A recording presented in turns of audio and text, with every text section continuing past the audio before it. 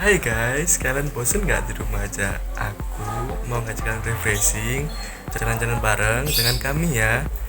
Bukan hanya sekedar jalan-jalan, tapi juga sambil belajar. Benar sekali, belajar sambil jalan-jalan. Ya maksudnya kita bakalan refreshing ke tempat-tempat yang bersejarah, ke tempat-tempat yang mengandung unsur edukasinya, yang mana nantinya bisa menambah wawasan untuk kita juga.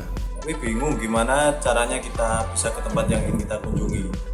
Pasti akan semakin sulit, apalagi hari semakin hari virus corona semakin meningkat. Nah, kami punya solusinya. Caranya gampang banget. Kalian nggak perlu lagi keluar rumah, atau kita bisa memutus dari penyebaran virus corona sendiri. Untuk itu, kami akan memperlihatkan hasil video branding tentang Kabupaten Tuban, Jawa Timur, atau yang biasa disebut dengan Kota Wali. Nah, selain mengangkat tentang sejarah dan seluk-beluk dari Kabupaten Tuban sendiri, juga mengangkat tentang kebudayaan dan pariwisata yang ada di Kabupaten Tuban, Jawa Timur. Pastinya keren banget kan? Jadi dalam tayangan video branding itu juga memperkenalkan salah satu ciri pengetahuan dari komunikasi pemasaran, yang mana hasil video itu ditampilkan untuk mempromosikan keindahan pesona Bumi Wali, Kabupaten Tuban, Jawa Timur kepada masyarakat luas, terutama generasi muda yang suka banget refreshing. Hai Sobat Traveler, hari ini aku tunjukkan pada kalian sebuah keindahan di Kota Tua, Kabupaten Tuban. Kota yang dicintai karena wisata religi dan spiritual. Kota yang dicintai karena manfaat dan keindahan alamnya. Pantai pasir putih yang hangat, air terjun yang sejuk dipandang, hingga goa tersembunyi di balik pertambangan. Ada pula yang memanfaatkan hasil alam menjadi makanan dan minuman. Mari kutunjukkan.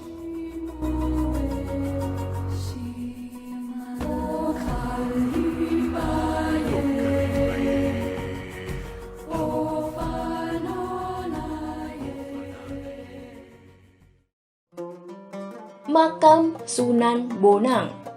Sunan Bonang dilahirkan pada tahun 1465 dengan nama Raden Maulana Makdum Ibrahim.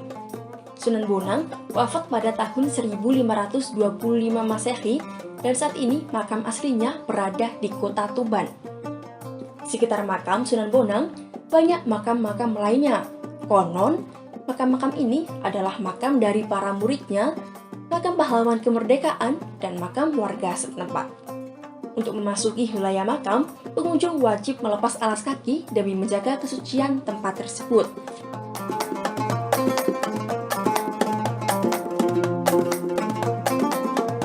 Makam Sunan Bonang bersebelahan langsung dengan Masjid Agung Tuban. Warga setempat banyak yang berdagang di sekitar makam beliau hingga tercipta sebuah pasar yang ramai dikunjungi. Untuk memasuki wilayah makam, pengunjung wajib melepas alas kaki demi menjaga kesucian tempat tersebut. Setelah selesai berziarah, umumnya para pengunjung beristirahat sejenak di Masjid Agung Tuban.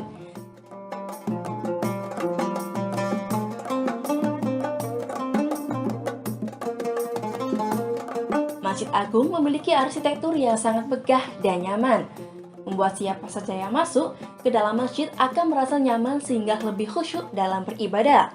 Menurut catatan sejarah, masjid tersebut didirikan pada masa Bupati ke-7 Tuban, Arya Teja atau Syekh Abdurrahman pada tahun 1461. Masjid Agung Tuban mengalami beberapa renovasi sehingga arsitekturnya sudah berubah. Tempat ziarah makam di Tuban banyak sekali. Selain makam Sunan Bonang, ada juga yang terkenal di Tuban adalah makam Sunan Bejagung yang berjarak 3 km dari makam Sunan Bonang dan berlokasi di Desa Bejagung, Kecamatan Semanding, Kabupaten Tuban.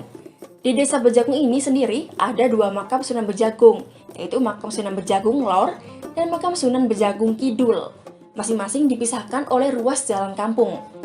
Jika datang dan memasuki kompleks makam Sunan Bejagung ini akan mendapati gapura supit urang atau capit udang dengan bentuknya yang khas.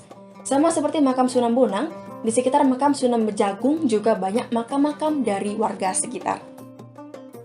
Jika biasanya pesantren dibangun di atas tanah layaknya bangunan lain, namun ada yang berbeda dan unik dengan pondok pesantren Perbumi Al-Maghribi di Tuban, Jawa Timur. Pesantren yang dibangun sejak tahun 2002 itu berada di bawah tanah. Sesuai dengan namanya, hampir semua bangunan pesantren yang dibangun oleh Ki Haji Subhan Al-Mubarok itu berada di perut bumi atau di dalam tanah.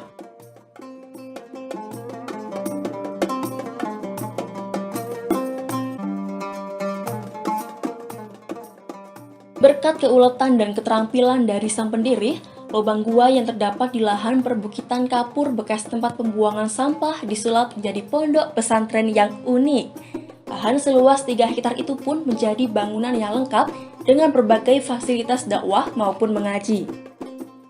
Setelah kita berkunjung di wisata religi Tuban, sekarang aku tunjukkan wisata alam yang ada di Tuban.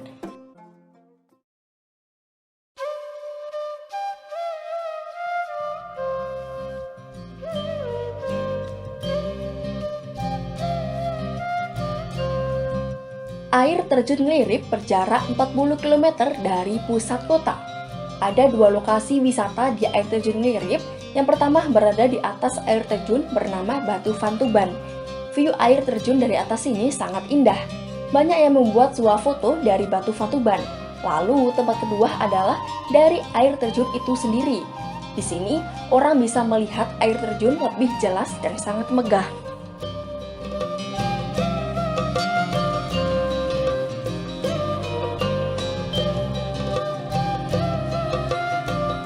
Kali ini, kalian aku bawa ke goa yang bersembunyi di tengah penambangan.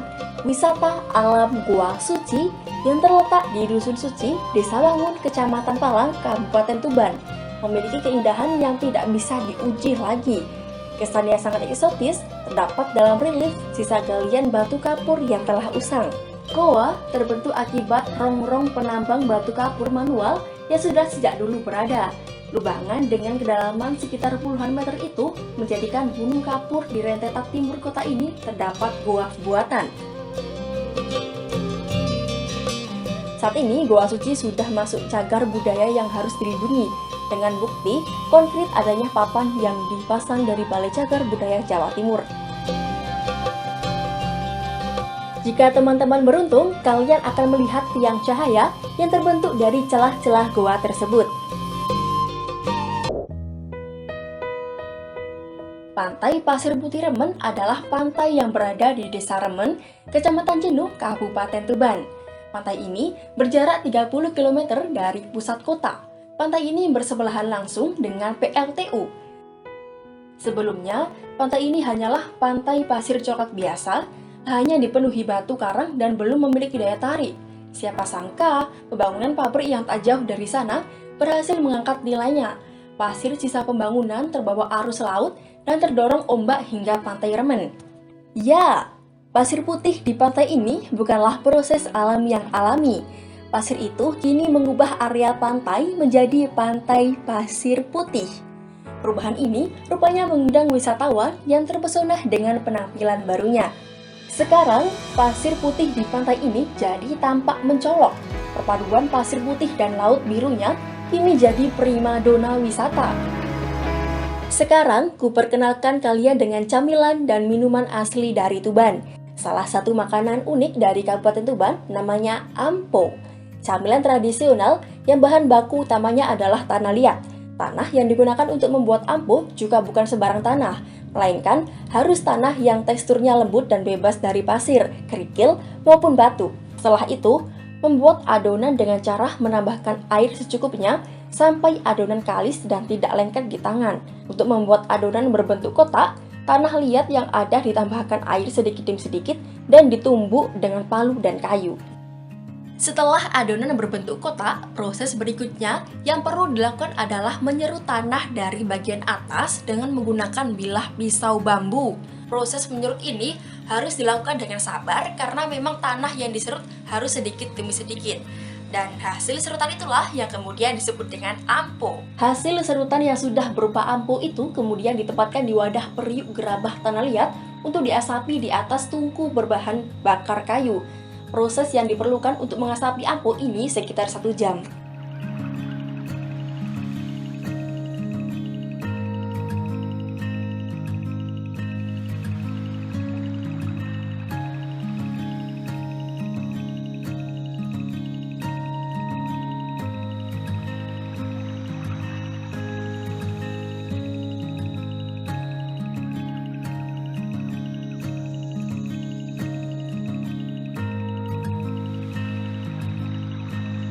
Kata legen berasal dari dasar legi atau bahasa Jawa yang artinya manis.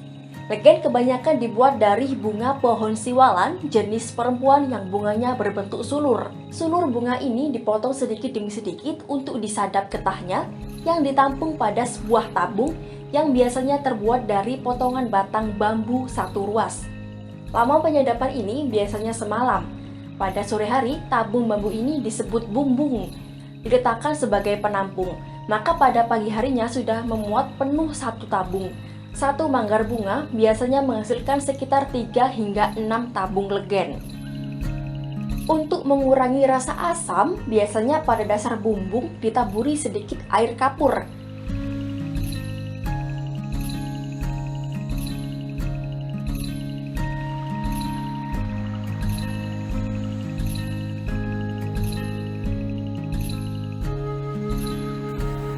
Ya, piye rasane?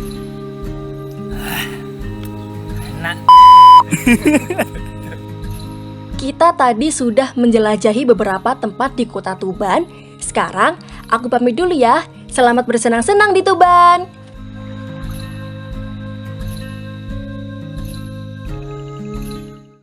Wah, gimana guys? Video tadi sangat mengedukasi dan juga memberi banyak pelajaran tentang budaya Kabupaten Tuban kan? Selain itu, kita juga dapat berjalan-jalan walaupun hanya secara virtual. Benar sekali, kita juga bisa mengetahui ciri dari komunikasi pemasaran dalam memperkenalkan daya tarik dari suatu daerah kepada masyarakat luas.